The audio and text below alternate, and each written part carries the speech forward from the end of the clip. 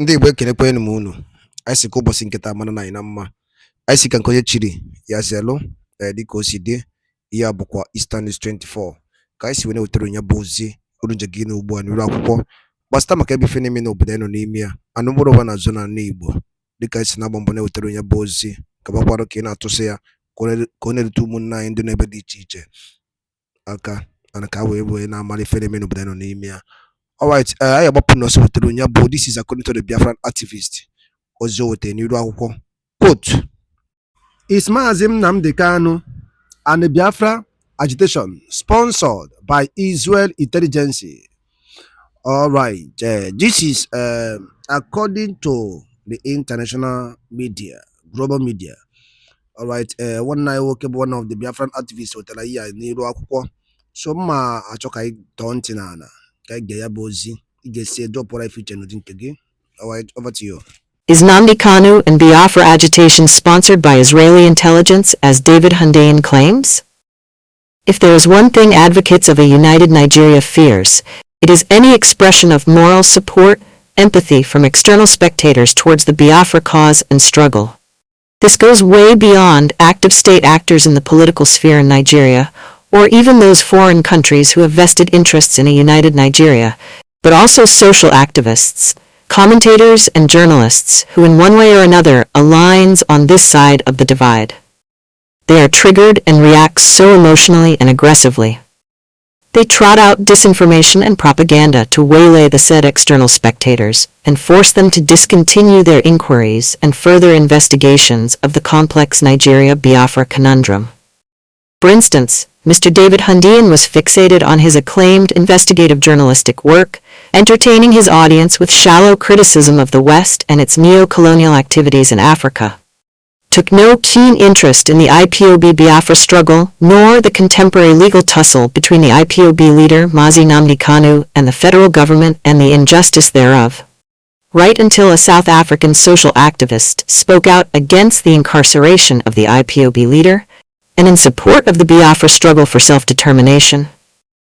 Then, David Hundeyin irrationally reacted by not only accusing the IPOB leader and movement of terrorism, a claim that even the federal government with all of its state resources and potential have not been able to prove right through its judicial system and also to the international community.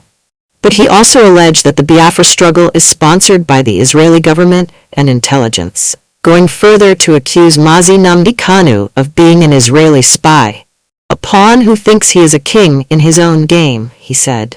Mr. Hundeyin made these false, unfounded assertions knowing fully well and actually counting on the deep-seated animosity of South Africans against the Israeli state, first for the historic support of the apartheid regime in the 20th century, and secondly, for what the South Africans describes as an apartheid regime of Israel in Palestine. Hence, it is imperative to address the misinformation and propaganda of Mr. Hundeyin and dispel every perverse notion being trotted by him and his likes to spin the narrative and ambush prospective and willing spectators who wishes to take interest in the Biafra quest for self-determination.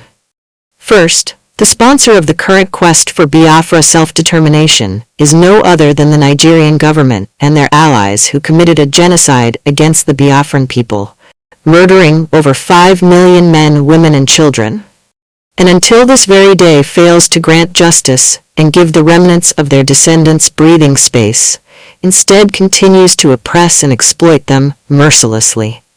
Secondly, there are millions of people around the world who supports, claims to possess or spring up from the Jewish ancestry.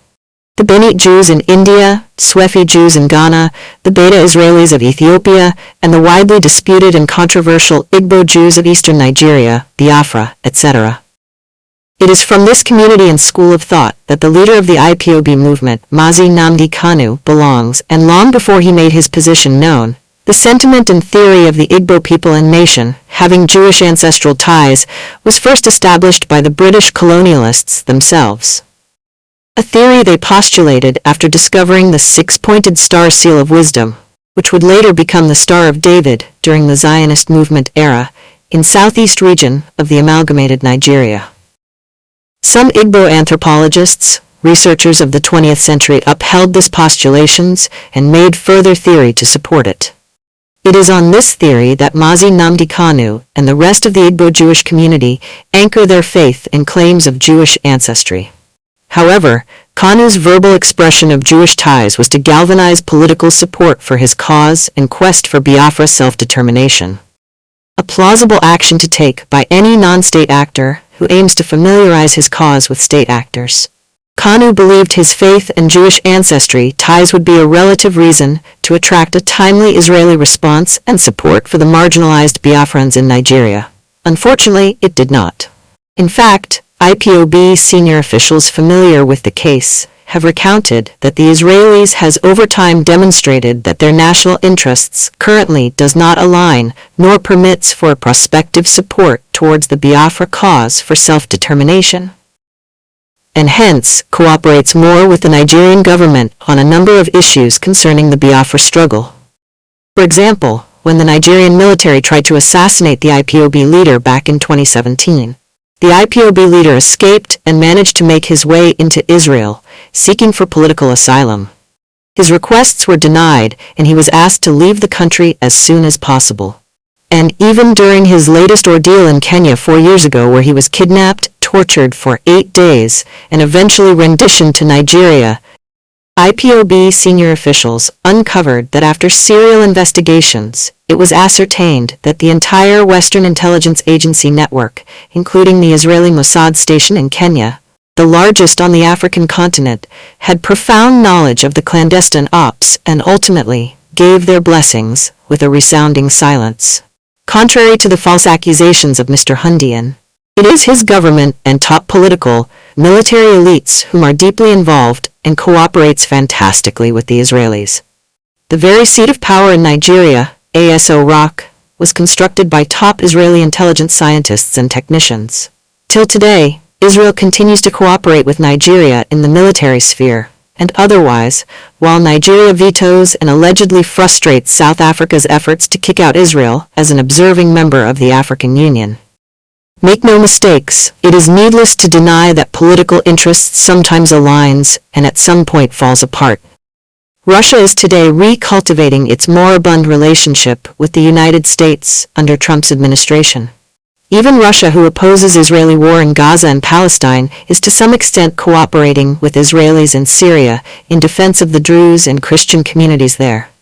Thus, if in the future, Biafra or the proponents of the Biafra struggle ends up establishing a relationship with the Israelis in advancement of the Biafra cause for self-determination or nation respectively, it is not because they seek to destabilize anyone or inherit political enemies and vendetta, rather to defend the lives, properties, interests, and freedom of the Biafran people and region. And this applies not only to the Israelis but to every nation or country who familiarizes and finds the Biafra nation's cause and interest aligning with their own respective national interests. The United States has predicted the possible demise of the Nigerian state by 2030. A credible theory Mr. Hundeyin is well aware of.